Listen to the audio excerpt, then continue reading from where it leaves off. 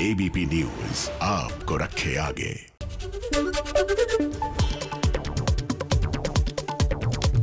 Corona महामारी के बीच देश आज मना रहा है 72वां गणतंत्र दिवस। 55 साल के इतिहास में पहली बार परेड के दौरान कोई मुख्य अतिथि भी नहीं होगा। कोरोना की वजह से इस बार राजपथ पर होने वाली परेड को छोटा किया गया है। राजपथ पर परेड देखने के लिए सिर्फ 25,000 दर्शकों को ही अनुमति मिली है। इस बार गणतंत्र दिवस परेड में कुल 32 झांकियां होंगी, जिनमें से 17 अलग अलग राज्यों और केंद्र शासित प्रदेशों की, 9 मंत्रालयों की और 6 सुरक्षा बलों की होंगी। कोरोना की वजह से इस बार गणतंत्र दिवस परेड में अवार्ड पाने वाले बहादुर बच्चे शामिल नहीं होंगे। सैन्य दस्तों की संख्या भी 144 से घटाकर 96 कर दी गई है। गणतंत्र दिवस परेड में पहली बार बांग्लादेश की सेना का दस्ता भी शामिल हो रहा है। दस्ते में 122 सदस्य होंगे। गणतंत्र दिवस परेड में वायुसेना के 42 लड़ाकू विमान करतब दिखाएंगे। पहली बार राजपथ पर दिखेगा फ्रांस से आए राफेल जेट का जौहर। गणतंत्र दिवस परेड में 28 साल की भावना कांत राजपथ के ऊपर उड़ाएंगे लड़ाकू विमान। पहली बार महिला फाइटर पायलट को परेड में शामिल होने का गौरव मिलेगा। गणतंत्र दिवस परेड की सुरक्षा के लिए आसमान से जमीन तक किलेबंदी, 7,000 जवानों को तैनात किया गया। आतंकियों की पहचान करने वाले खास सीसीटीवी कैमरे भी लगाए गए। गणतंत्र दिवस परेड की वजह से आज दिल्ली में केंद्रीय सचिवालय, उद्योग भवन, पटेल चौक और लोक कल्याण मार्ग मेट्रो स्टेशन पर आने जाने की इजाजत नहीं होगी। सिर्फ यात्रियों को इंटरचेंज की अनुमति और सुविधा मिलेगी। गणतंत्र दिवस के मौके पर मुंबई में बीएमसी की बिल्डिंग और छत्रपति शिवाजी टर्मिनस को तिरंगे के रंग वाली रोशनी से सजाया गया। सजावट देखने पहुंच रहे हैं लोग। तो चलिए गणतंत्र दिवस से जुड़ी कुछ और खबरें देख लेते हैं फटाफट अंदाज में। गणतंत्र दिवस के लिए इंडिया गेट और राष्ट्रपति भवन की खूबसूरत सजावट की गई है। तिरंगे की रोशनी से रोशन किया गया है। गणतंत्र दिवस की पूर्व संध्या पर राष्ट्र को संबोधित करते हुए राष्ट्रपति रामनाथ कोविंद ने कहा, किसानों के कल्याण के लिए सरकार प्रतिबद्ध। कृषि कानूनों को लेकर कुछ गलतफहमियां हैं।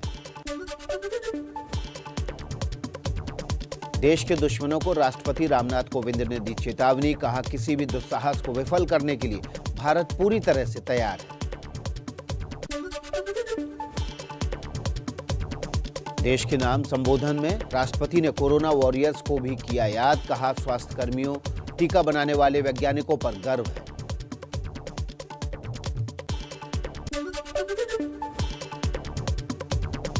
गलवान के शहीदों को आज मिलेगा वीरता सम्मान। पिछले साल चीन के छक्के छुड़ाने वाले शहीद कर्नल संतोष बाबू को महावीर चक्र, 5 साथी शहीदों को भी वीर चक्र अवार्ड दिए जाएंगे।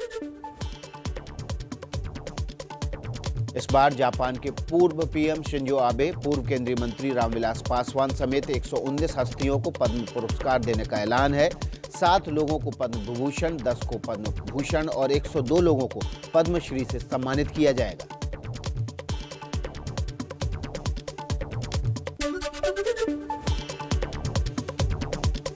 जम्मू कश्मीर के कठुआ में भारतीय वायुसेना का हेलीकॉप्टर क्रैश, हादसे में एक पायलट की मौत, दूसरे की हालत गंभीर।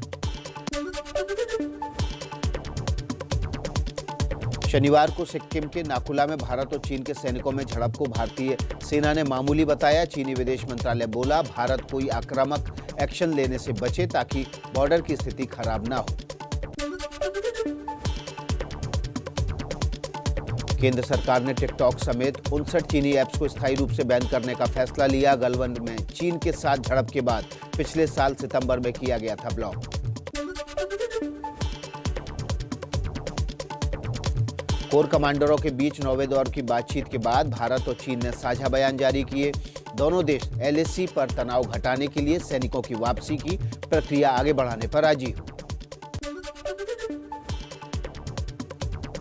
जम्मू कश्मीर के राजौरी में शहीद हुए नायक निशांत शर्मा को सहारनपुर में राजकीय सम्मान के साथ अंतिम संस्कार किया गया। पाकिस्तान मुर्दाबाद के नारे लगे। आइए कुछ और खबरें आपके सामने रख दें फटाफट अंदाज में। ओडिशा के बालासोर में न्यू जनरेशन आकाश एनजी मिसाइल का सफल परीक्षण। हवा से हवा में 80 किलोमीटर तक मार कर सकती है ये मिसाइल। रक्षा मंत्री राजनाथ सिंह ने 25 फरवरी को रिलीज होने वाली फिल्म फौजी कॉलिंग का ट्रेलर लॉन्च किया। बोले, सरहद पर तैनात फौजी की ताकत होती है उसका परिवार। कृषि कानूनों का विरोध कर रहे किसान आज दिल्ली में निकालेंगे ट्रैक्टर मार्च। दिल्ली पुलिस ने 3 रूट्स पर ट्रैक्टर मार्च की इजाजत दी है। दिल्ली पुलिस के मुताबिक किसानों के ट्रैक्टर मार्च के लिए सिंघू बॉर्डर पर 62 किलोमीटर का रूट, टिकरी बॉर्डर पर 63 किलोमीटर का रूट और गाजीपुर से 40 किलोमीटर का रूट तय किया गया है। दिल्ली पुलिस ने केवल 5000 ट्रैक्टर्स को मार्च की इजाजत दी है। ट्रैक्टर चालकों के पास आरसी और दूसरे दस्तावेज होने जरूरी है। परेड दोपहर 12 बजे से शाम 5 बजे तक होगी।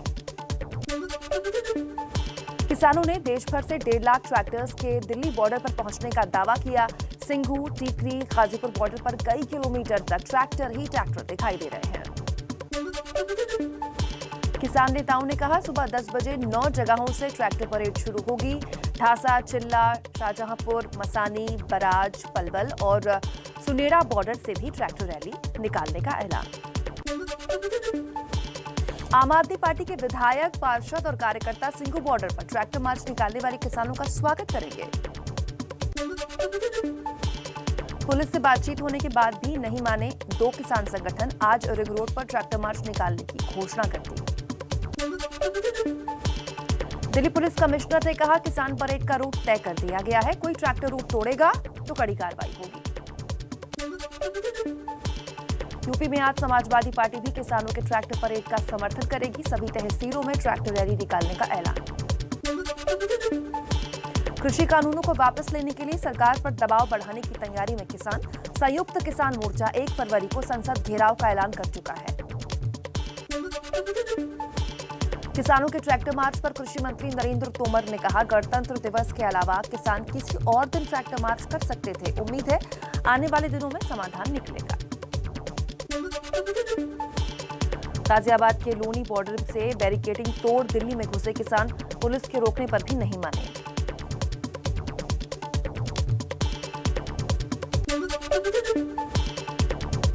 नए कृषि सुधार कानूनों के खिलाफ आज मुंबई में भी किसानों का पैदल मार्च।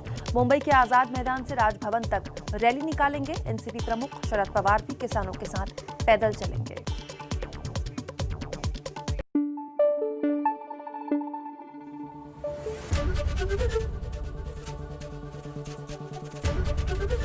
एबीपी न्यूज आपको रखे आगे।